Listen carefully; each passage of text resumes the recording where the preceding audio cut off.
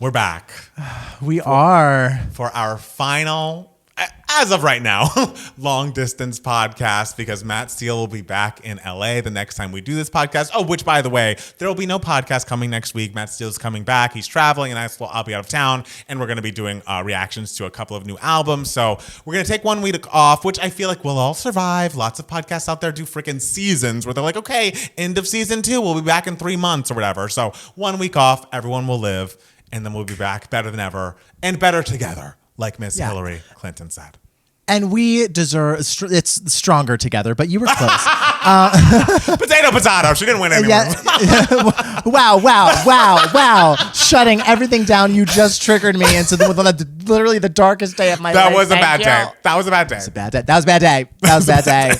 But that's okay. We're here to talk about exciting things, like about how I am returning to LA on Friday, and how we will no longer be doing this podcast remotely, where I want to just like destroy it. Just destroys my soul every single time I log into Riverside and have to have this delay where it takes you a split second for you to hear me. It's not that bad. I feel like Steele has had a harder time with it than I have, but it will be nice to be back in the same room. And it's just a lot easier also on the editing and whatever. But I will say, before we got started, our lovely friend Isaac, who's on the live stream, said that this is the best, long distance podcast he's watched. The quality is still there. The timing isn't weird. And I'm like, all I need, literally the best compliment I could receive over you look amazing, or like you sound great today, is like the quality of your content is impressive. That is what I'm looking for. So thank you, Isaac, for that. And I hope you all agree. And if you don't, you can what? Keep it to yourself. And if you agree, tell your damn friends and have them like and subscribe and do all the shit. Absolutely, you should.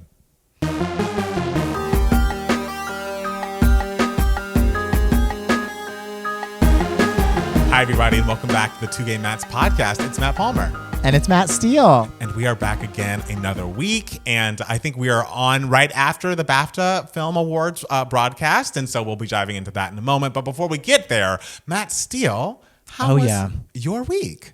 My week was very good. I'm just sort of like counting down the days. What I did today. My stepfather, a couple weeks ago, it was his birthday. So my mom had a big surprise birthday party for him. He turned 71. She had it yesterday on Saturday. And so I came down to Jersey to like help set up and everything, and to like actually be at the party. And I brought down all of my like winter clothes, like all the real heavy like sweaters and stuff like that. The big snow boots and everything, the winter jacket and everything, stuff that I won't need in LA, so I refuse to lug it back to LA. Of course. Because then I'm coming back. I came back up to my New York place today on Sunday, and I'm spending the rest of the next couple days in New York and flying out of New York. So we are currently having a snowstorm.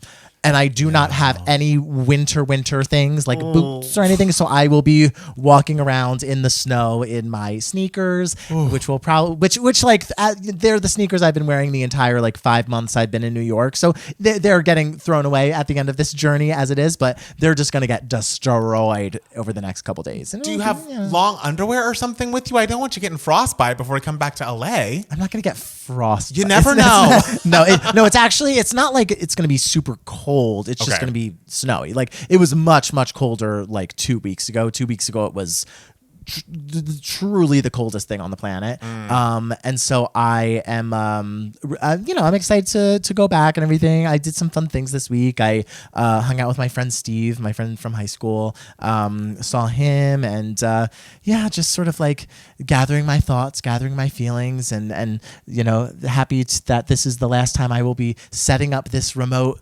podcast situation where I'm hooking up these wires and trying to plug them in outlets that are really far away, and like every time I like move my head, worrying that it's gonna yank everything down because my ears are connected to like the headphones are connected to like all these things and everything, and so to remote podcasting, goodbye.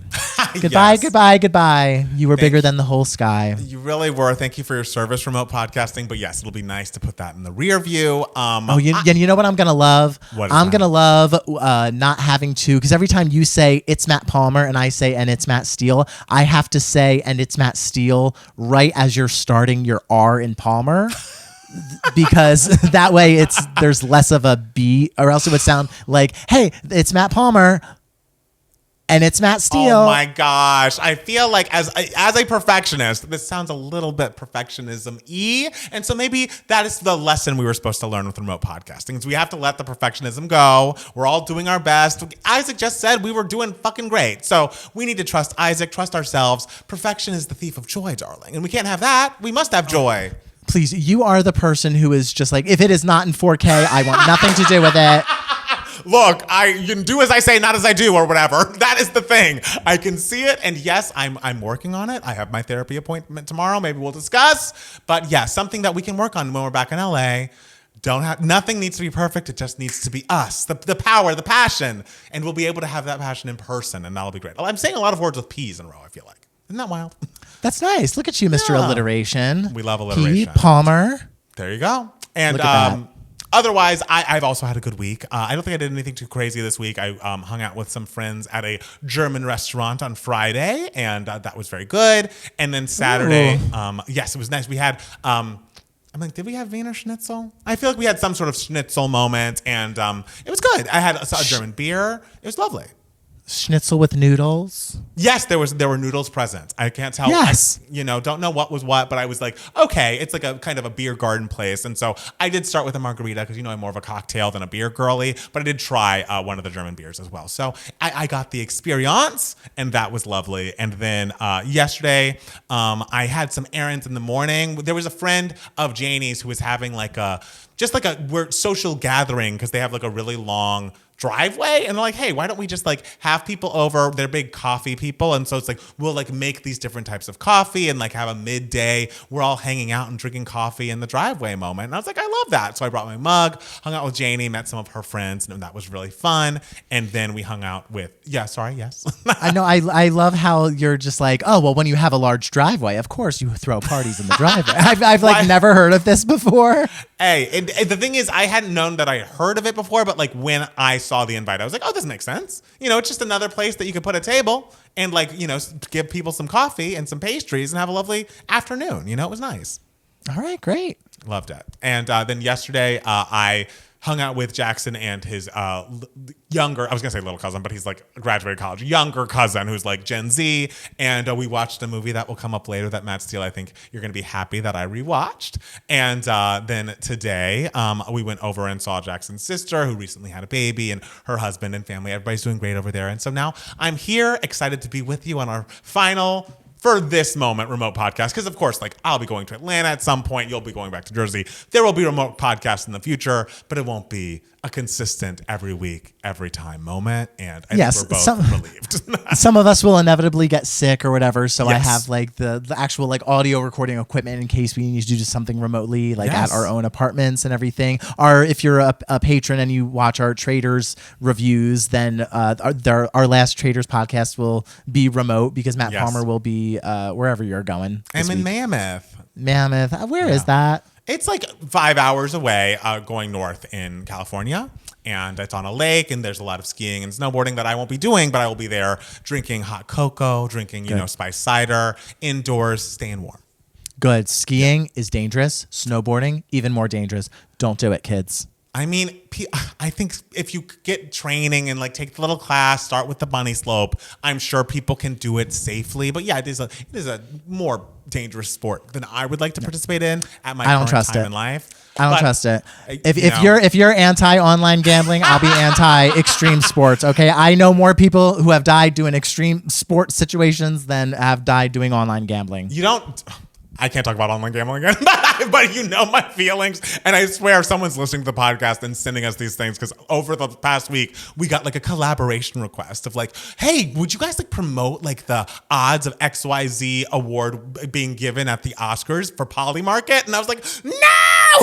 And so I did my diatribe again to my mirror. I won't do it again on the podcast, but yes, I feel like the Polymarket guards are listening to us, and we don't want any parts of that. And Matt Steele doesn't want any parts of snowboarding, I guess. That's his box he's standing on. Soapbox, yes. Absolutely not. But I will say that every guy I've ever seriously dated has been very into snowboarding and skiing. God, how many of them were smokers too? I feel like there's All a of pattern. them. All of them. I know. I'm into scrappy mountain guys who love extreme lifestyles, who love living life on the edge. Which couldn't be less you. So maybe you'll come back to LA and there will be more guys that are more in keeping with your, your lifestyle that you'll find in LA. You never know. Which is what? Like, what do I do, honestly? I sit around and I talk into a camera about, like, when's Rihanna going to release her next album? It's a great question. That's Pop my life. culture, you're very into the awards season. You're not, a smoker. You're not an extreme sports person. You're not a drinker. I feel like they're more straight. I feel like drinking is less in style than it ever was. And so you'll find someone who's very in keeping with, like, your vibe. I think that can happen. Yeah, I mean, I grant it, like, all the things you just said were things that I don't do as opposed to things that I actually do with my life. So it's like, Matt Steele, not very productive. That's what I'm gathering. Hey, no, we've been doing this remote for months very productively. And it's a lot more work. So if there are fewer videos in the future, just know we're doing a lot less work for those videos. So hopefully the amount of content you receive will go up. We'll see. Yeah, we'll see. Should we jump into the news for idiots? Let's jump into stuff I can actually talk about. Yes. Actually do. And that's talk about the Oscars. I mean, film awards season. Yes. We're not talking about exactly the Oscars, but we are talking about the BAFTA Film Awards 2020. It all ties into the Oscars, baby. Everything ties into the Oscars. That is the gold at the end of the rainbow, okay? I mean, first, with this BAFTA ceremony, we have to talk about something that is, I don't even know what I can say about this. But we'll wait till the end to talk about that, because we should talk about the highlights, because there's obviously a headline we will get to. But yes. If we're talking about what actually happened as far as, like, who received what awards, one battle after another, won 6, including Best Film. Sinners earned 3 prizes, which I believe was the most. I believe it was the most film that had a black male director won in one night at the BAFTAs. So that's very cool.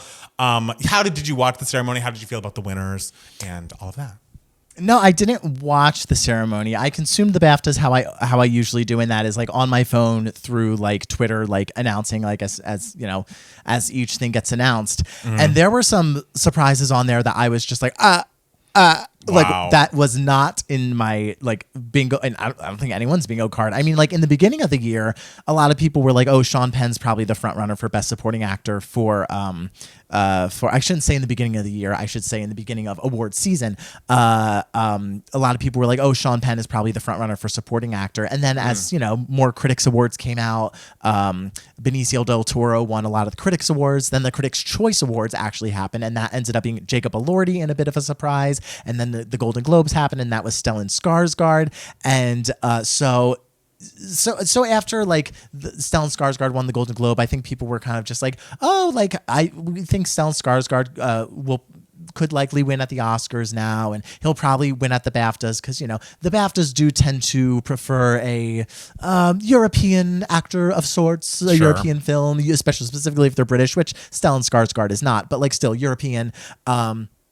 Like, very into. So a lot of people thought Stellan Skarsgård was going to be the front runner, and it ended up being Sean Penn. Wow. And so, like, a different person in this category has, like, won a big award somewhere, and so that really leaves the race kind of wide open in terms of who's going to win at the Oscars. I guess we'll have to see what happens at the SAG Awards, which Stellan Skarsgård is not even nominated for, because clearly the SAG voters did not even watch Sentimental Value, because Sentimental Value got no SAG Awards. So it's kind of it'll still be hard to predict after the SAG Awards. Do you mean the actor awards? Just so I'm clear.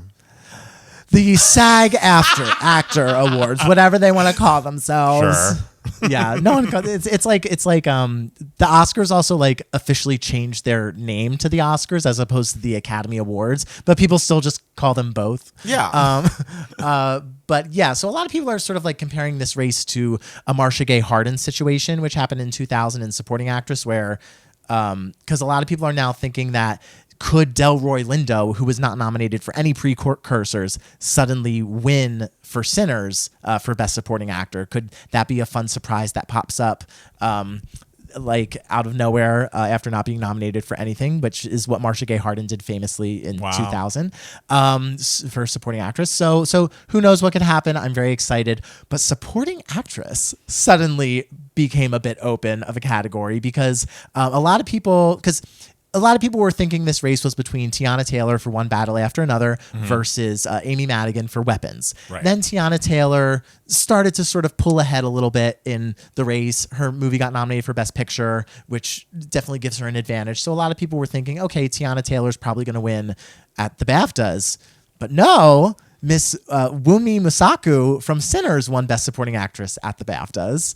A lot of people were kind of thinking like Inga Lilias from Sentimental Value could possibly win, but Wunmi was a big surprise, I feel like. So the Best Supporting Actress race kind of got flown wide open, especially because Amy Madigan wasn't even nominated at the BAFTAs for Supporting Actress.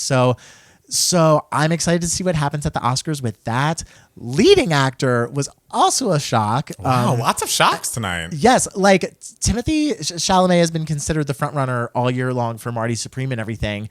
And he was against like all of these very, very well-known American actors in Best Actor in a Leading Role.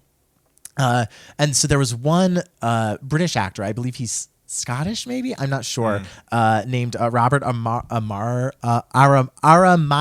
Robert Aramayo. I've never said the name out loud because I was just like, I would just see his name listed as nominated for the BAFTA, and I was just like, oh, it's nice that he's nominated. But he ended up winning, beating all of these contenders for the Oscar for a movie called I Swear, which is about a man with Tourette's syndrome. And so he also won earlier in the year the BAFTA Rising Star Award. So I kind of feel like I have to see I Swear, because if it says that great of a performance, then I'm really interested in it. So yeah, there were some cool things that happened at the BAFTA Awards. I love it when it's an unpredictable year and races are wide open. Especially the supporting actor and actress races, because that's always my favorite. Those are your categories. Yeah, those are my categories. So yeah, it was the winners were really exciting and fun and interesting, and yeah, and then other things also happened. Yes, let's speak to that. The elephant in the room. I'm sure if you are listening to this, you've probably heard about what happened at the BAFTAs last night. If you're listening to this tomorrow, Alan Cumming, who hosted the BAFTA Awards, thanked the audience for their understanding after Tourette syndrome advocate John Davidson yelled expletives and a racial slur during the show. Long story short, he was at the awards in London to help represent the BAFTA nominated films I Swear, which is a movie based on his life and experiences with the condition. There were what was called involuntary noises or movements because of that. At one point, he was heard in the background yelling "shut the fuck up" during a speech, and also "fuck you" when the directors of the winner of Best Children's and Family Film accepted their award. But the big headline here is when Michael B. Jordan and Delroy Lindo presented the award for Best Visual Effects per Variety. This person, his Tourette's, he had a tic, and that tic was the N-word, and it was shouted very loudly in that environment while these two people who are there to celebrate their movie, to celebrate the artistic achievement and the awards, like really doing this final round of, just supposed to be a celebratory moment for these people. And, look, I am not an expert on Tourette's. I cannot speak to this person's mind. From what I am seeing online, it's like this can happen. This does not speak to the sufferer having actual racist feelings and thoughts. But what I can speak to is that this is a traumatic event for the people on stage. Like, for the two actors on stage being screamed at and the N-word being yelled at them is something that's completely unacceptable and like beyond the pale. Like, they are here to promote their movie, to really leading up to this Oscar moment that they're hoping to have. It was a historic night for Sinners, but it's so clouded by this headline, and it's just, I don't know. I couldn't feel worse for them. Like, just reading about it, because I can't bring myself to watch it. Like, it just bums me out to no end. And it's like, sure, the person's intent who yelled this, it was not. We don't know the intent there because he is a sufferer of Tourette's, but we know the impact. We know that we're watching two people be yelled this word at them, this racial slur, which happened in the auditorium. Also, it was replayed 2 hours later on the BBC. It was not cut out. I saw that they were able to cut out someone else was on stage and said "Free Palestine," and they cut that from the telecast. But this was not cut. Someone said in our Discord they were watching on E and that they heard it there as well. So it's just like, we are not just for the people on stage, for the Black people in that arena who, like, clearly their night has been clouded. They have felt so harmed by this moment. so many people around the world are going to receive that harm as well. Like me, not even bringing myself to watch this, I have been feeling big feelings about this because it's like, it's like the fact that they are being asked to give, I don't know, more grace than they already gave on that stage as a result of that. Like I can't. I just feel like Black people are being told, like, well, this isn't that bad for XYZ reason, and I'm not trying to discount this man's Tourette's. I'm really not. But like knowingly inviting this person, maybe this tic was something that people involved in the film knew about, and I feel like there could have been handled so much better. There's just no situation that I think this was acceptable, and it really breaks my heart. Again, this is not me speaking ill of, I believe John Davidson is his name, but it is just like, we need to protect these people that were there to celebrate. Like the fact that Alan's apology was basically to the entire room, and it's just like basically like, oh yeah, there will be loud outbursts, like thanks for understanding, for some strong language. It's like, no, this isn't strong language. This is a slur. This is traumatic. Like they deserved more than that blanket apology. They deserved more than that moment, and it's just. Yeah, it just really, really shook me in a way that like I wasn't expecting it to, especially because I actively didn't watch it. But it's just so upsetting to see the request that they be gracious and graceful in this time where they're literally being, this is a traumatic event for them and for a lot of people. So it just is upsetting that this is the headline because as we were talking about, there are so many things to celebrate about this award show. But the thing that I feel like people will be talking about is this moment. Yeah, and I feel like it just kind of leads because it's such an unfortunate situation, and you don't really know what the answer is exactly to it. I mean, it's possible. Yeah, I mean, you have to obviously, like, especially Delroy Lindo and Michael B. Jordan are absolutely owed an apology. Yes. For having to stand on stage as this was screamed and everything. But I don't know exactly what the solution is. I know the solution is not to go online and start screaming horrible things at each other. Everything I've sort of been seeing online is kind of just is everyone kind of screaming, and it's kind of just like I don't think that this is the solution. I'm seeing really like terrible things being said by everyone in this. Like there's people online also saying like that he should not be allowed in public and everything. And it's like, well, no, that is not something to say about someone with disabilities. Like that is actively like horrible to say. Like we shouldn't be saying that. What I do know, however, is that especially because there was a 2-hour delay between this happening and it being aired, this should absolutely have been cut out of the broadcast. It's insane and not to me. It is insane. Like that is one thing that was in control that the BAFTAs had control of was how like what was put in the broadcast and what wasn't, and that absolutely should not have been put in the broadcast. Yeah, and I can't believe that in re-airings like in America, which is even further away, like it's so many hours later that this was still included. So yeah, I hate that this happened. I really my heart breaks for those two actors having to stand on stage and endure that degradation. And yeah, no one knows the right thing, but this I can confirm this was the wrong thing. Like what happened today should not have happened. And the repeating of the airing was really, really hard. And so I mean, not much else to say, but like I'm really sending all of my love to the actors that really endured that on stage. And hopefully we can figure out a solution that is not this, because this is not right. All right. Anyways, follow up from our last week's podcast. Oh, do you have more to say on BAFTAs? No, I mean, I was going to ask you, did you finish watching the Top Model docuseries? I did finish watching the Top Model docuseries, and episode 3 is a tough one for Tyra. Like, she didn't come across great through any of the docuseries. Especially because there was that one moment where they were like, do you want to talk about this? And she was like, no. Yes, it was Jay Manuel. It was when he's talking like, do you want to talk about what happened with you and Mr. J? And she's like, no. Like, that's between us. I need to give him a call. He's a very special person. And Jay's like, well, I'll talk about it.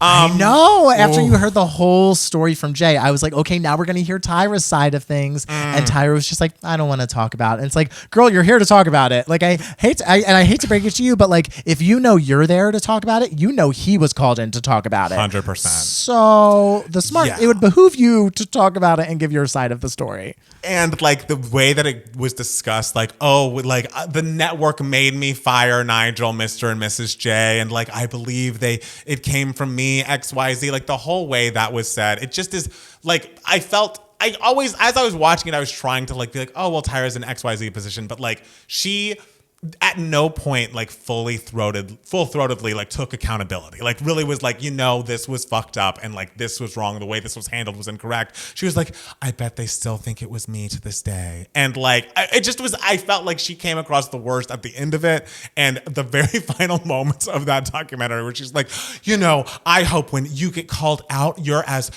accountable and as open to it as I am, because even if it's not in front of the world. And like, she goes on this diatribe and they cut to Danielle being like, that is such a load of bullshit. I know. It's like Netflix was just like, we know what the audience is going to start thinking, so let's just have it in there. Ooh.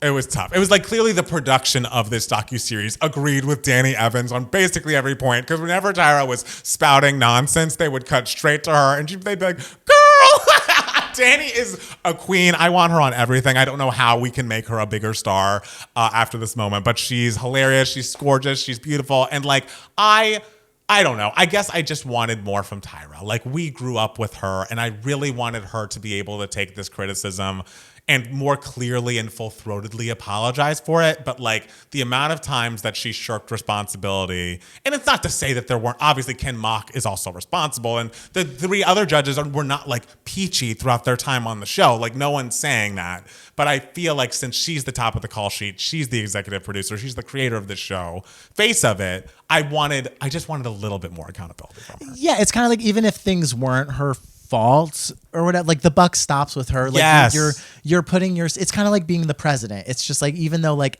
all like this, like this may not be your fault, this may not be your fault, this may not be your fault, but like the buck stops with you. You are the person who is hired and volunteering to be the face of this brand. Yeah. So the buck does stop with you, and so even if something is not your fault, you are the person that is going to get the blowback for it. And I feel like we got nothing from Tyra, really. We really didn't get, like, we got more from Ken Mock. Yeah. Even was just like, I feel like this photo shoot showing the girls being like murdered was like went too far. Like, even Ken Mock was just like, yeah, we shouldn't have done this, like, and looking back, and I feel like with Tyra we really got so little. I will say the part of the documentary where I was just like, I see where Tyra's coming from was in the beginning of this third episode when they went into the Be Quiet Tiffany of it all. Like, I was just like, I honestly see exactly Tyra's perspective in this situation. I don't know. This was a girl who, and I was actually surprised that all the judges were just like, yeah, no, that was not for TV or anything. Like, that was like truly like her being angry, just because granted, I can empathize and sympathize with Tiffany and everything, but like, I can also see where Tyra's coming from. Like, Tiffany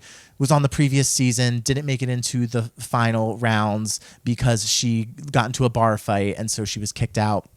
And then, like, the Tyra and the producers, whoever was involved, they liked her so much that they were just like, we want to help you make your life better and like clean it all up and give you a second chance. And we're sort of went above and beyond so that she could be on the show the next season. And they kind of did a bunch of special things for her. And then I can understand why Tyra would be upset with her just like reading from the teleprompter, just being like, oh, well, I don't care, whatever. Like, I'm just like embarrassing myself and everything. And it's like, well, like, I don't know, like, people were doing a lot for you, like, trying to help you succeed in this competition. So I don't know if Tyra had to scream like she did, but I can understand where that frustration was. And so after like that was like opened the episode, I was kind of expecting more from Tyra throughout the rest of this episode, and we just like didn't get it. Yes, we did not get it. And even that moment, even though like what we saw, like, yes, I get where the anger is coming from, but the fact that multiple people, including Tiffany, who went online and had a little bit of a response to this, were like, you should have heard the things that were cut out of that rant. Like, apparently she's making reference to like her son and like their living situation and all of this. Like, if she went that far that like, so I forgot, it was that the judge, who was the judge? Oh, I don't remember his name, but he was like, we had to have lawyers on set for the next judging for like the was rest it Noe? Was it Noe Marin? It might have been Noe Marin. Yeah. And yeah, he was like, yeah, no, we had to have lawyers on set for the rest of, at least for the next judging, because of how wild some of the things she said was. And Mr. J was like, yeah, no, I won't even repeat some of the stuff she said. And I'm like, well, if you are really going that personally and that harsh and that low to talk about someone's child and the living situation they're in and all of that, then it's like, even if you might have had the point at the beginning of this rant, you certainly don't by the end. Like, you cannot bully and scream at that girl to that degree and then talk about her home life and like how she is as a mother. Like, that feels like a bridge too far. True, but I don't know what she said. Like, I don't know what was said. What I can tell you is Tyra Banks, let's keep it cute. This is from Tiffany. You are one lying ass, tired ass bitch. You know how you treated me the whole time off and on camera. You was a bully. You treated me like shit and said the nastiest things about me and my son. So we know that there are some reference to her son. I think it's just whatever was said, clearly it affected multiple people in the documentary, and Tiffany is corroborating that story. And judging from everything else Tyra did and said throughout this docuseries, I am inclined to believe them. And like, so it's like, sure, you may have had a point when you started, like, we really were rooting for you. But if it had been, that was the quote was it, then like, sure, whatever. But like going so far and so deep that they had to like edit your monstrous words out and beyond, it's just... It's too much. It's too much. Someone's got that footage. I don't want to see. I don't want to see it. I don't want to see it. I want to know the truth. I don't know that I do. And also I saw that there were updates that during the press tour, Miss J had made mention like that, you know, they have walked a bit. They have gotten out of the chair and walked since recording that documentary. And that was exciting. Miss J still has not heard from Tyra and not been visited by Tyra. But also I believe Miss J Alexander, their friends have set up a GoFundMe for his recovery. So that is cool that that's out there. It's like, you know, this Netflix documentary is like the biggest thing, you know, of the past couple of weeks. So you might as well, if you need support and the people want to support you, like this is a very clear way to do that. So find Miss J Alexander's Road to Recovery is what it's called on GoFundMe.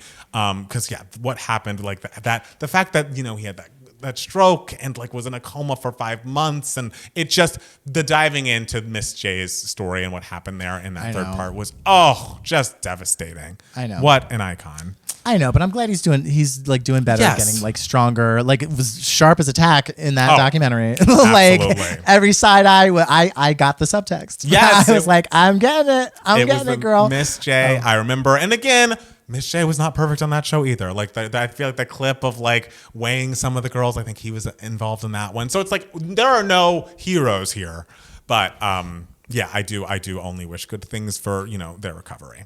Yeah. I also like think like the whole segment of like going into like what the models did after the show and everything, and the models who like succeeded a little more than the models who like gave up modeling and started doing other things.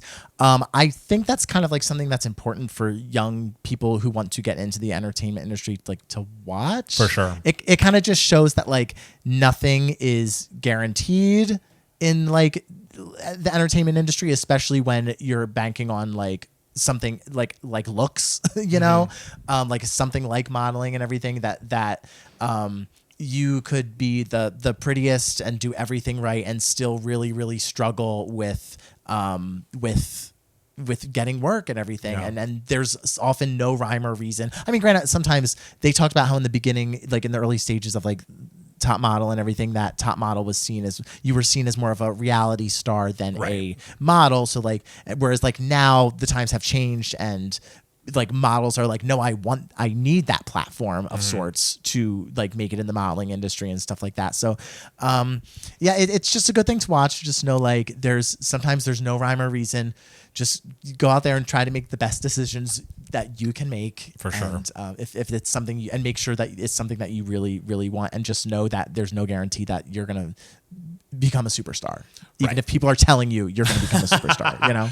It's true. It's true. I mean, yeah, and it's just unfortunate that like there are people who were there really to be models, but like left the show even as winners, but like it was kind of a scarlet letter for them because this is into the, you know, early aughts and like mid aughts where reality stardom seemed so separate from like mainstream stardom. Like today, it's such like there's a path that seems a little bit more trodden, but back then it was like, oh no, we don't want a top model girl in our walking our runway. It's just like you're not taken seriously, and so it was sad, but it made sense.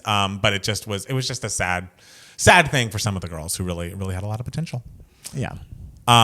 So also, since we talked last, we also recorded a reaction to the new Hilary Duff album, Luck or Something, that is currently up on our YouTube page. But something that I feel like we're going to get a million comments about, because we didn't know this when we recorded it, was the song We Don't Talk is about Hilary and Haylie Duff and how the two of them do not talk these days. We thought it was a romantic thing and like she and Matthew Como weren't talking, but you know, this makes more sense. She had an interview about the album and Hilary said, yeah, it's definitely about my sister, and just absolutely the most lonely part of my existence is not having my sister in my life at the moment. I don't know if she'll hear it. I don't know how she'll react to it. You know, it's a really personal part of my life that doesn't get to stay personal. So I might as well say how it was for me. And that's all I'm trying to do. I'm not trying to say anything bad. It's literally just my experience. And that's all I really feel like sharing. That makes me so sad. Hilary and Haylie were sisters. They were sisters. Like it was always like so fun to see them together, and like and doing like the red carpets together and doing fun things together. And my brother all the time, he's just like, Matthew, I need you to become famous so I can be your Haylie.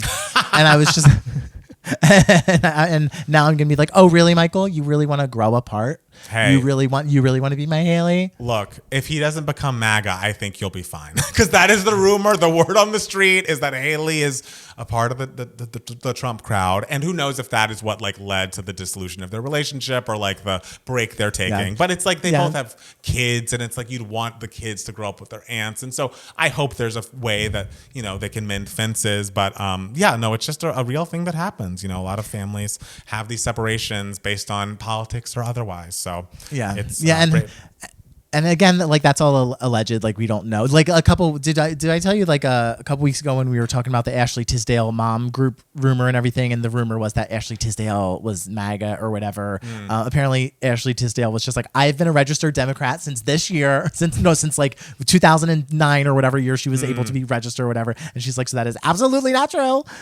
So if that is not true, sorry, but but even the fact that we have to that we're in times where we have to discuss like, oh, two siblings are like, one sibling has like gone like off the MAGA deep end and everything, and so like doesn't talk with their sibling anymore. It's just like, it's so sad that that is becoming such a more and more common thing these days, and it just goes to show that this president and administration divides America more than it will ever unite America. Absolutely. Yes. No, it is beyond true. And I hope everyone can see what's going on there and make correct choices of not supporting him.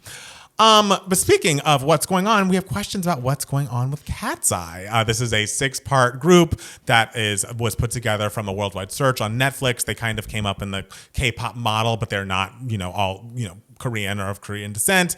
But one of the group members announced on February 20th, Mainon, I believe her name is temporarily halting all group activities in order to focus on her health.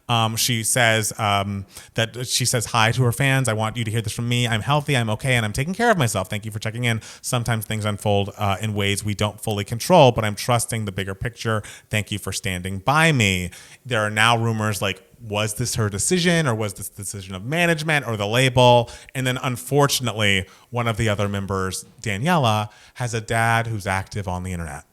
And so Daniela's dad is in the comments being like, they should continue as 5. If you can't like put in the work, then like you don't need to be in the group. I think 5 is enough for a group. And it's like, sir, like you must stay out of this. You Daniela, must. Come get your father. Come get your father. Get your dad. It's like, how it's like, I feel like our generation, how like our parents' generation, there was a time where it was like they had to take the keys away from their parents. Like, you can't drive the ar anymore, taking the keys away.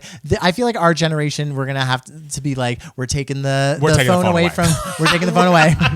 We're taking the internet away from the parents. It's not good for you. It's not, the internet is clearly causing you to do bad things and say things that, are harming others and others' careers and things. So it's like Daniela's dad really, I hope, can keep the thumbs to himself. We don't need to hear his opinions, his thoughts here. I hope that she's okay. I hope that she's back in the group, because like that, I just feel like girl groups are so commonly plagued with like, oh, they're infighting and like this group member is kicked out. And like, it's just so much drama that like people are like, oh, well, women are just so dramatic. And it's like, okay, let's not do that. And it's like, they're so early on in their career. They don't even have a full album yet. She was as much of a winner as anybody else was. So hopefully this is just temporary and she'll be back within the group. There'll be a 6-part beautiful harmony and the album will come with no issues. But it's just, seeing that was like, oh no, we just got to know them. We just put up a video of us watching their videos for the first time, and they're very talented, have some great songs there.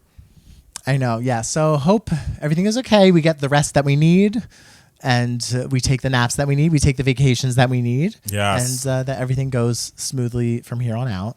Yes.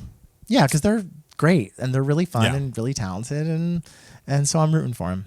Absolutely, I am too. Bad Bunny hit number 1 on the Hot 100 last week. He apparently had, after his, celebrated halftime show, he had 14. Oh wait, no, he had 18 songs in the top 100, and 4 of those were in the top 10. DTMF was the final song he did, like as he was leaving, and that was number 1. And just wanted to give him a little bit of congratulations. Look at us supporting a man. They say we never do it, but we're supporting Bad Bunny. 2026 is the year of the man. I'm telling you. Oh, we don't. Well, let's not get crazy. Well, look, we're men too. Well, who's gonna put out an album in 2026? Rihanna.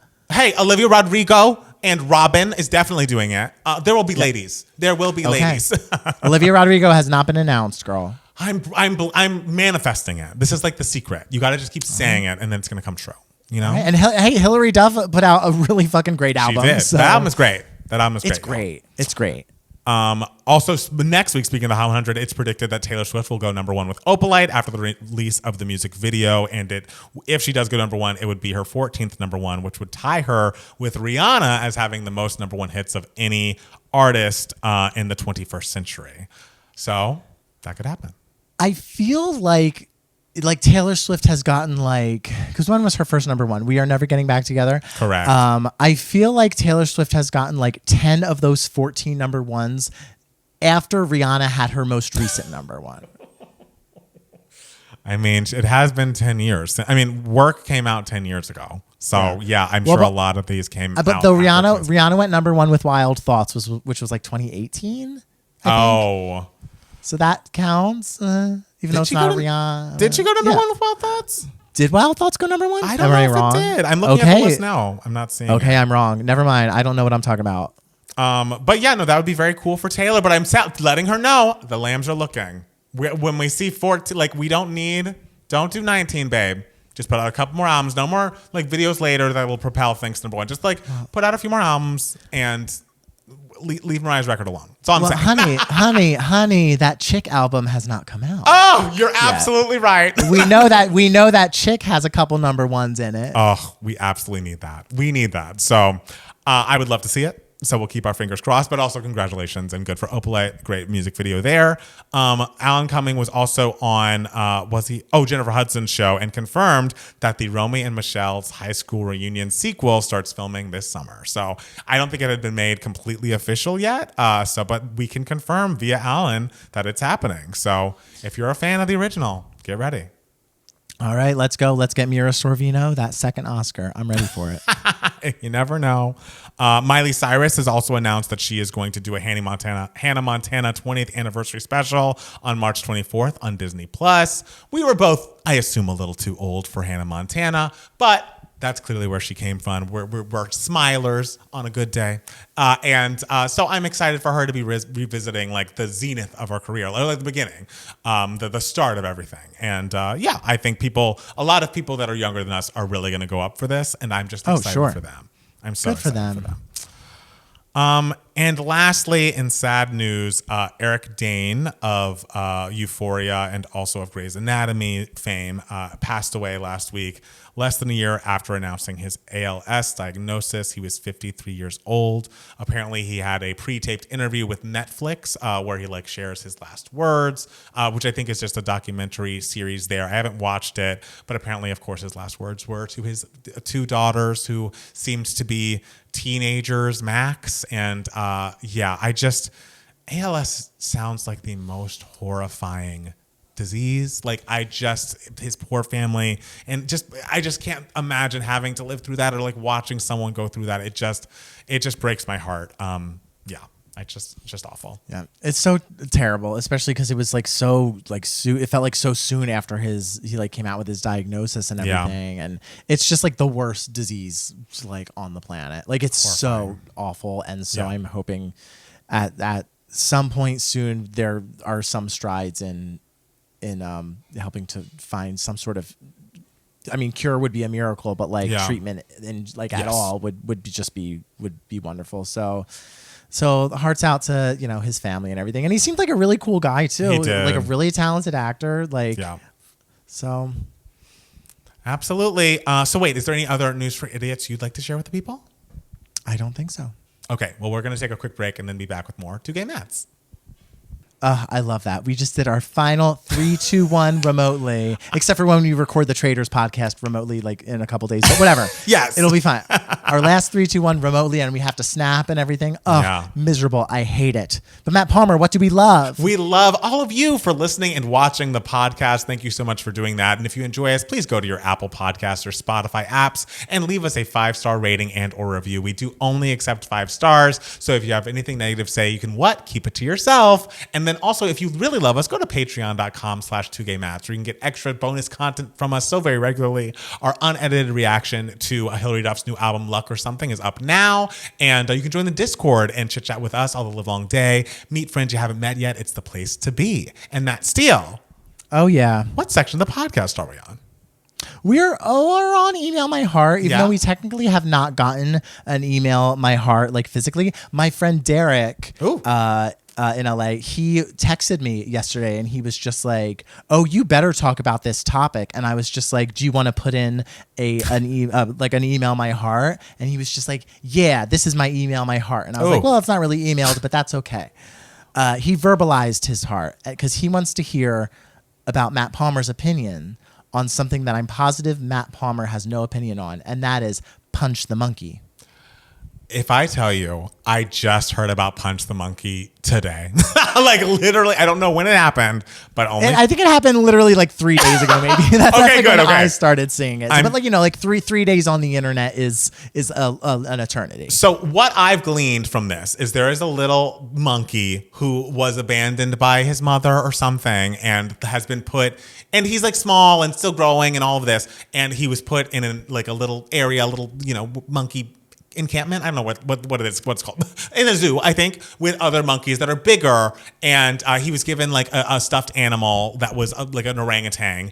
But also that like Punch is being bullied. Like the other monkeys are like being mean to Punch and like going up to him and like messing with him and throwing him around. And like, he's so small. And so then he runs away and like grabs his orangutan doll for comfort and all of this. And so, I mean, it was cute and sad. And, maybe it's just normal hazing. I don't love to see people be hazed or bullied, but people are monkeys or whatever. And the monkey seems to now have made some friends and like things are better for Punch.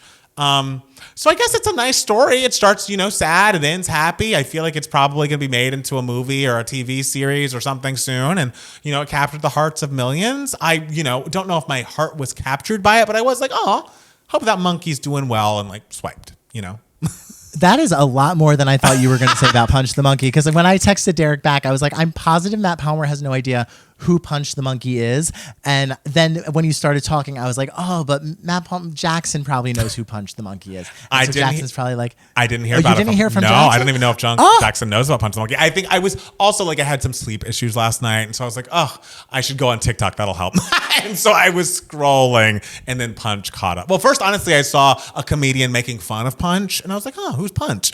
And then I scrolled and saw the Punch story. So look at me knowing some animal stuff. It's nice we get like a whole journey with Punch because I Yes. think it was like Punch. His mother like was just like, oh, I reject Punch for whatever. How like animals just like randomly like reject their children sometimes, and it's like I don't understand why, but okay. But Punch was treated very nicely by the zookeepers and everything, and they were like, okay, let's reintroduce him. And so I love just the journey of just like, well, today this other monkey was mean to Punch, but today this same monkey is nice to Punch. Yeah, and it's kind of just like. I'm loving how there's ups and downs with Punch. Yes. And Punch is very cute when he's holding on to his little monkey and he's very protective over that little stuffed monkey. And I think that's beautiful. I agree. And if there was a cartoon of Punch the Monkey, do you think I would be a good voice to act in it? Like as Punch the star? Well, maybe adult Punch. I feel like Punch is a kid. Punch is so small. We're gonna get like someone who's like Jacob Tremblay aged or younger, and that's Baby, I hate to break it to you. Jacob Tremblay his voice has changed. oh no. Okay? Jacob Tremblay is old as fuck now because we are old as well. I don't think we could refer to him as old as fuck. He's what, max 19? Like, I don't know. How old is Jacob Tremblay? Well, he was probably like 8 or something in Room. Yeah. Oh, I love Room. That came out in 2015, so that was 11 years ago. Let's see how old Mr. Tremblay is. I think I guessed 19. He's 19, yeah. Look Okay. at me. All right, so Jacob Tremblay and I will now be going out for the same roles. You will? Well, only this time. But only voice roles. only where you can't see the wrinkles in my face. Exactly. Like, oh, they sound the same age. Yeah. So I'm glad we're both like team. Like, are there people that are anti-punch? Like, they're asking us about this. Like, Derek, are there people who are like, fuck punch? Like, I think that'd be a weird stance to take, right? Well, Punch's mom. Oh, well, she, not everyone needs to be a mom. It's like, spoiler. I don't think it's much of a spoiler, but like Tiana Taylor in One Battle After Another. She was like not, she didn't have the mom gene, it didn't seem. Oh, this is devastating. We're literally watching One Battle After Another play before our very eyes. I know. In the form of a little like monkey. Yeah. Moment. Okay. Well, I'm glad Punch is doing well. Let's move on. And we didn't get any other email my hearts, ladies and gentlemen. I love it. Yeah. So are we on? Do you have a 2 gay minutes? I do not. I don't have a 2 gay minutes either. Perfect.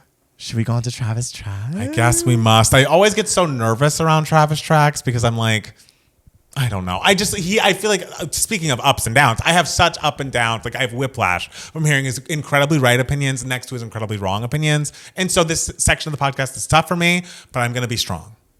There's going to be a part of Travis Tracks today that you very much enjoy. Oh, good. Okay. Yeah. Cool. Okay, so Travis Tracks. This is where I go through the playlist. I made my roommate Travis, who knows nothing about pop music, and I gave him 365 songs he needs to know, and he's going through them song by song for an entire year. And these are his reviews. We are in the 2020s, ladies and gentlemen. We are deep in the pandemic, and we are deep in the woods because we are on to Folklore by Miss Taylor Swift. I included 2 songs from Folklore that I very much enjoy. I gave him The Last Great American Dynasty. And Travis goes, interesting. I can't really figure this out or anything that it means, but it seems like a complex story. Yeah. Who lived in her like, house before? It's complex. Yeah. I think it's I don't think it's so much the story is complex, but the feelings evoked from it are a little complex. I think that's what makes it interesting. I think it begs the question, what does this have to do with anything? And I guess there's a complexity in that. Yeah, sure. What does it all mean? What does it all mean? And the other song that I gave him from Taylor Swift's Folklore is the song Exile. Beautiful. A beautiful song. Well, Travis says, too sad for me, but a lovely melody. You know what is so funny? My friend Sarah listens to the podcast. Hi, Sarah. She listens to the podcast very kindly. And she's like, honestly, I'm with Travis on his song choices like 95% of the time. I'm like, oh my goodness. Okay. She's like, I don't like a ballad. I don't like a sad song. Make me dance, make me happy. I want to feel sexy. I'm like, well, you know what? I'm glad there are 2 of y'all out there because I'd love an emotion. She's also a redhead like Travis. That's true. They're so connected and they don't even know each other. Yeah, and grew up in California like Travis. Oh my God. Well, let's not, dox them or anything, but yes. Okay, yes, she's one of 40 million people. Let's try finding her, ladies and gentlemen. Good luck with that. Yes. So next we get onto a little known song called "Do It" by Miss Haley and Chloe. Or Hallie and Chloe, sorry. Yes. Chloe and Hallie. Jesus. I was like, wait, why did I start with the H? This starts with the other. Yeah. Chloe and Hallie, Yes. the song "Do It," Oh, and Travis gave me a lot of Yes. He went, ooh, sexy. I love it. Good for him. Is this the one I'm supposed to know. be excited about? Because I am. I'm thrilled. Good for Yes. you. Oh, yes. Good for you for liking this album, or I guess this one song from this album, Travis. He because should listen to Ungodly Hour. Honestly, I should re-listen to Ungodly Hour. What an incredible record. Yeah. Like one of the best of that 2020 time period. I know that they're doing their own things these days, but like I'd love another Chloe and Hallie moment. And Blythe out there, another listener friend of ours, was trying to get us on Chloe and Hallie so early. But you know us, when people are like still teens and like underage, we're kind of like, I don't really care so much about this. But once they became young women, we're in. Blythe is a soothsayer. She was on the Chloe and Halle from was. day one. She was like, these two young girls are my favorite artists of all time. And we were just like, wait, but they're kids. And They're she's kids. like, I know. And she's like, I know. They're incredible. You need to get into it. And I was like, yeah, She was girl. right. And little did we know, she was right. Absolutely, we were she wrong. was. So justice for Blythe. Yes. And congratulations to Chloe and Halle. Yes. All right, so now we are on to some more Lady Gaga, which we know Oh, is God. Everyone buckle not, up. not for Travis. Obviously Chromatica came out, and we are on to Alice, a song that Matt Palmer and I both really love from that song. Chromatica. And Travis just says, not for me. Oh, Jesus Christ. Travis, I literally, when you're back, the first thing we're doing is filming a video with Travis, even though he doesn't want to discuss his crimes on Travis tracks. Like, what is happening? What is his hold up with ballads? What is his hold up with Lady Gaga? I need to know. Because this song is up tempo. It's sexy. What's the issue? I don't know, but we get on to the next song from Chromatica, and that is Rain on Me. And he says, I like it more than most of her other songs, but still couldn't say I like it. He says, maybe Ariana makes her more palatable for me. Not palatable. Jiminy Christmas. I will say I do love that Ariana verse. That melody is like, it is great. woo. It is great. Okay, now we are on to a great song on Chromatica called Babylon. I was hoping it was Babylon. Yeah, well, you can predict how this is going. He says, ugh, another one, not for me. It's just like she can't win. Like, there's literally nothing Lady Gaga can do in Travis's eyes. Babylon is excellent. Jackson always brings up Babylon when I'm talking about like Gaga and hard great stuff. I do wonder, like, what is the issue? What is the disconnect between Travis and Gaga? He did like Edge of Glory. He does That's like Edge cool. of Glory. Okay, and I mean, Edge Which of is Glory like, it's like, oh wow, he has ears. I Everyone know, likes Edge of it's Glory. undeniable. Everyone likes that song. Objectively. Yes. Yeah. Well, what are you gonna do? can you So the last one of this week is Midnight Sky. I didn't know what song from Plastic Hearts I should have done. So I just did Midnight Sky just because it was the first single. But I was like, oh, I feel like I should have done the title track instead. But that's okay. Midnight Sky was what I chose from Plastic Hearts, and Travis goes. He says, very, very catchy. I don't mind it. It's like, okay. Okay. I think that's fine. I mean, I agree. I like that first single, but I'm not like falling over myself about it as I'm feeling for a lot of that album. So I don't hate that review. Yeah, because it's kind of the album. I don't really know what I would say my favorite song off of that album is because it's all just kind of so consistently even to me. Yeah. Like, and everything is really good. So I was like, I only have room for like one song off of Right. this album. So I don't really know what to pick. So I picked that, and I guess I picked not overly correctly. That's but okay. That's okay. What are you going to do? Yeah. So Matt Palmer, are we on to Giving Me Moments? I think we are on to Giving Me Moments. And this is the section of the podcast where we discuss what piece of media or what in the world that we've lived in the past week has given us life, given us moments, just made us excited and ready for the next week upcoming. And Matt Steele, you're going to be so proud and so excited because I watched a movie I have not seen, I would say, in at least a decade. And it is a Disney Channel original movie entitled High School Musical. Oh, fuck yeah. This Wait, was for 1, 2, or 3? 1. Because the thing is, okay, Fuck the yeah. reason this came up, if you were to rank the High School Musical movies, what would your ranking be?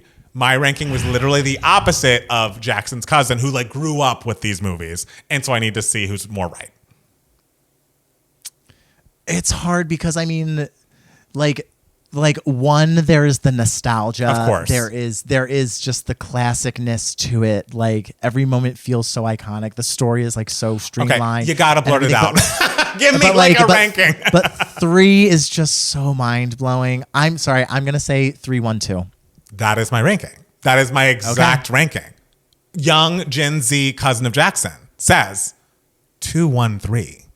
I have a coworker who said 2 was his favorite 2, and I was like, girl, what are we doing? They're not even at school. That song with them on the baseball field, horrifying. Oh, that is like my least favorite High School Musical number, the one on the baseball field. Awful. I'm like, no, stop it. But I mean, granted, I do love 2. Like, it's like it's great. It has like fabulous. It's all of it is so great except for that baseball number. But but there is a clear third place. And it's 2, in my opinion. But that's his number 1, and so we respect all opinions. But we went back to the original text, and it was like just so wild to see that movie again before, like knowing how big it gets, knowing how big of like celebrities these people become, knowing what happens with Zac Efron and Vanessa Hudgens in their careers, Ashley Tisdale, toxic mom groups, like knowing the future while watching them as these young kids and these performers. And I'm gotta say, it holds up. It is interesting. It keeps you on the edge of your seat. It definitely reads more TV movie-y than I even remembered. But totally, yeah. It's just, especially, I think Zach's performance is like pretty mind-blowing. Like he phenomenal. Is like so good acting his face off, because like it's so easy if you're gonna be just like leading man and like a young teen rom-com pulled in two different directions. Should I be playing basketball? Should I be in the musical? It could be so flat. Like there's a world in which he pulls, and we love Mariah and we love her acting, but like Mariah in Glitter, the issue is she doesn't have any personality, so she's flat as Billy Frank, and he is not. He is making choices. He is emotive. It's too bad that like 90% of the singing is not him, and it's obvious. It's like so obvious when it's like, okay, that part's him singing, and like the rest of the song is not, and it's pretty fun.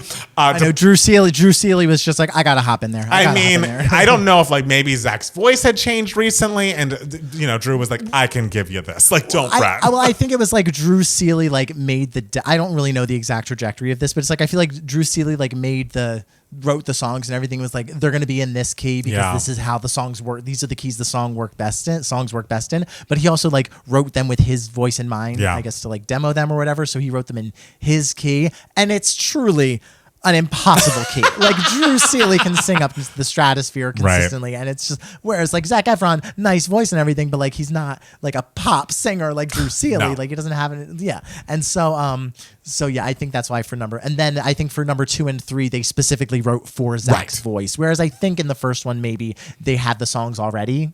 Yes, I believe that. And so I just rewatching the movie was so cool to see, knowing that like, but even on its own, even without thinking about like what happens to all these people, like the performances from a lot of those kids are very good. Like I think amazing. Ashley Tisdale, as much as she's in that toxic mom group, whatever, she is performing, she is acting, she is singing. She and Lucas Grabeel, I always thought it was Gabriel. Lucas Grabeel, literally the greatest performance of by a straight guy of a gay guy.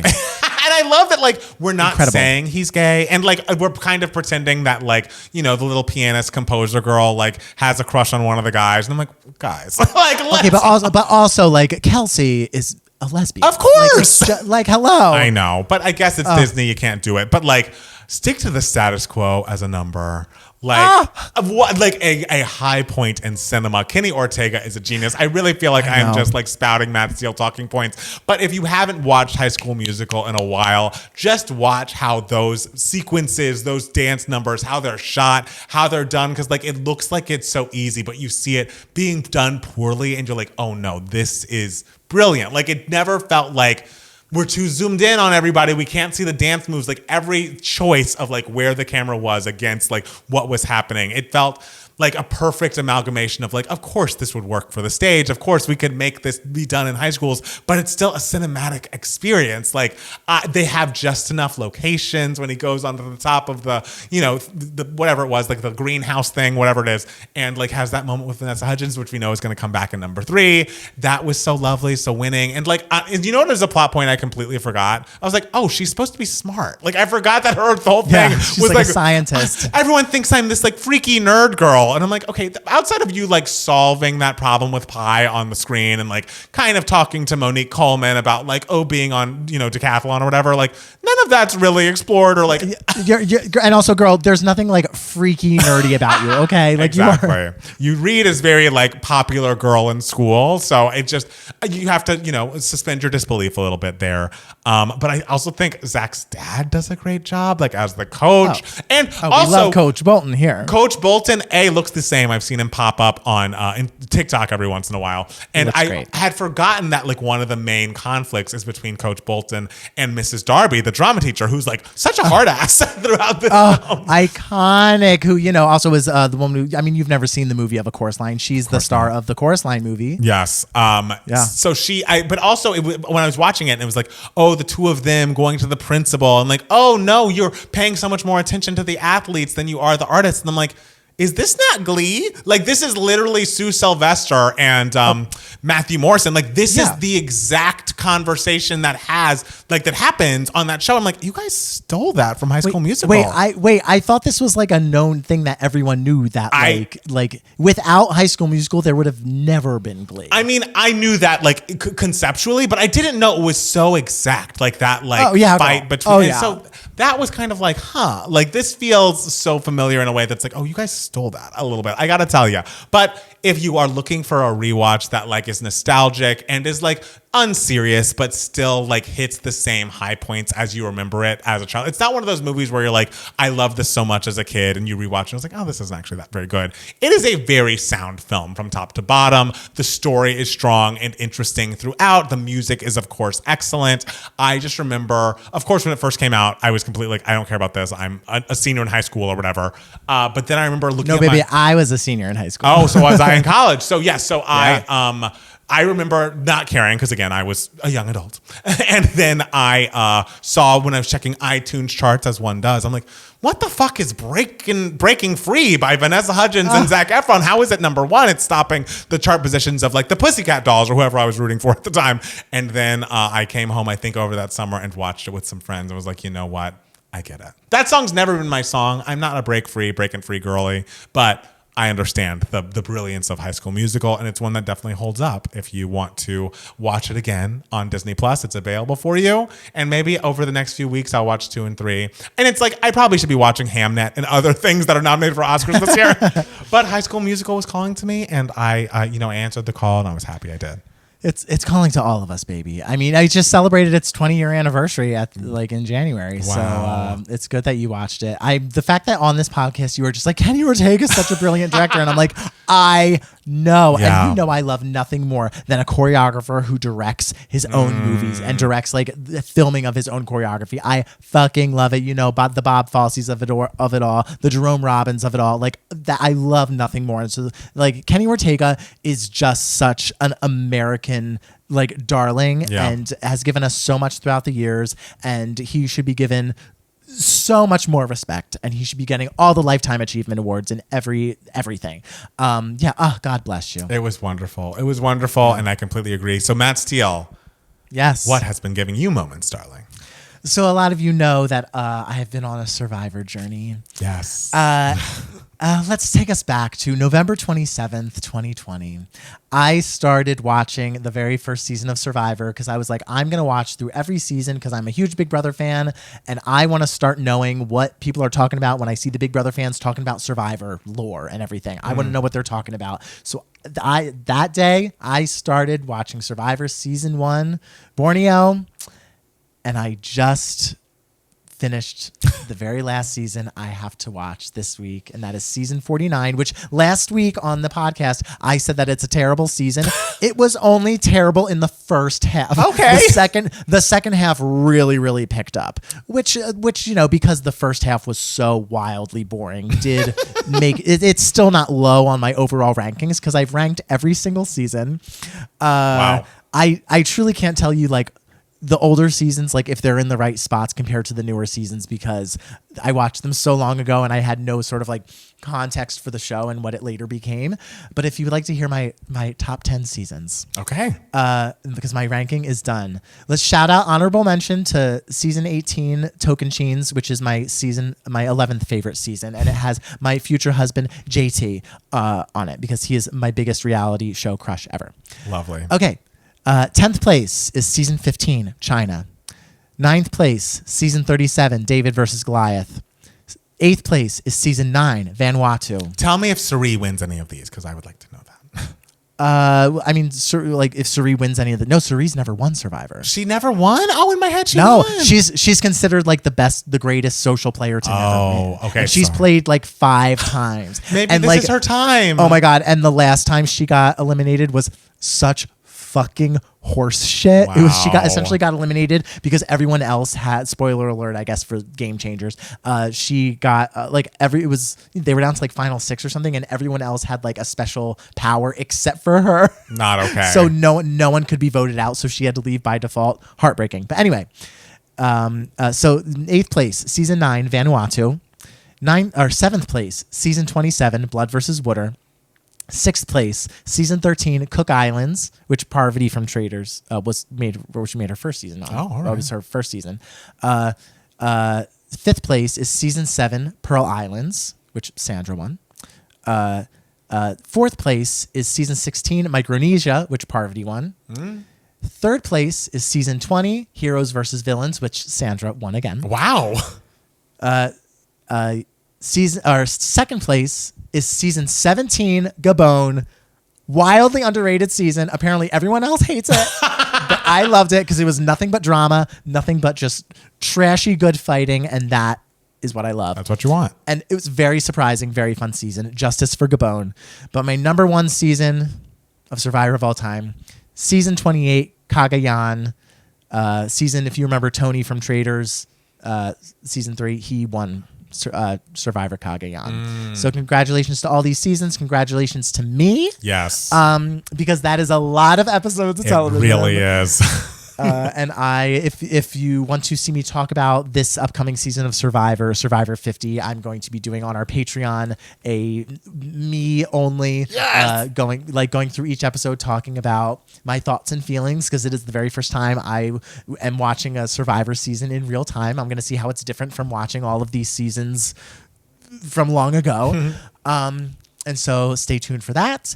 And another thing. Oh, do you have a question? Sorry. No. I was just saying I'm very proud that you are starting your solo patron-only journey. I feel like, there have been many One Gay Matt videos where I'm reacting to things alone, and I am proud of you that you're taking this step into survivordom. I can't wait to watch and support from the sidelines. We love it. We love it. We love it. But Yes. I also have another giving me moments. Yes. I saw, if I'm going to really anger all the English lit girls out there who love the Bronte sisters, who are angry that Wuthering Heights, she changed some things of the adaptation or whatever. I don't know nothing about it. All I know is I saw Wuthering Heights directed by Emerald Fennell, and I thought it was great. I had a great time. I thought it was sexy. I thought it was scary. I thought it was eerie. I thought it was visually stunning. I loved the music. Thought the performances were really good. I love me some Hong Chow, baby. And I just had a lot of fun. So if you were going to, not to make you rank again, but if you were going to rank Promising Young Woman, Saltburn, and Wuthering Heights, where would they go? I would say Promising Young Woman's still number one for me. Yeah, that movie's great. I would say it's so good. Yeah. And then Wuthering Heights, and then Saltburn, which I also like. But Wuthering Heights, if in case you don't know the story, it's a girl, she needs to marry rich, but because she's kind of like middle-ish class, and she ends up falling in love with her sort of like person who works in her farm, whatever guy. So and I don't know the details, whatever. I just know I had a sexy time. And she ends up falling in love with this guy, and they kind of like have this love affair from afar, but then she ends up getting engaged to, and it's like getting the eye of the really rich neighbor, and so the worker guy runs away and becomes very rich and calls for her, and they have this torrid love affair, and it's hot, it's cool, it's fun. You know what? If you like it, I love it. I think that's great. Great. I'm not rushing to see it. I still have so many, Oscar movies I should be trying to see. So, and High School Musicals, I guess. So those are both on my to-do list. But guys, this has been such a wonderful time, and thank you for sticking with us through the, cross country era. I feel like the New York moment was not easy at the beginning, but we've really made it work. I hope you've still enjoyed the podcast, but don't fret. Even though we won't be on next week, we will be back soon, and we'll be back together, stronger together. And Matt Steele, is there anything else you'd like to tell the people? That's right. Stronger together. We are stronger together. We are. And this is kind of be like when, you know how like Simple Life had that season where Paris and Nicole were feuding and they did everything separately. Yeah. And then they finally came back for the next season to together. Yeah. That's going to be like this. I love that. So guys, thank you so much for listening and or watching the podcast. We'll be back soon with more 2 Gay Mats, the podcast. Bye. Bye.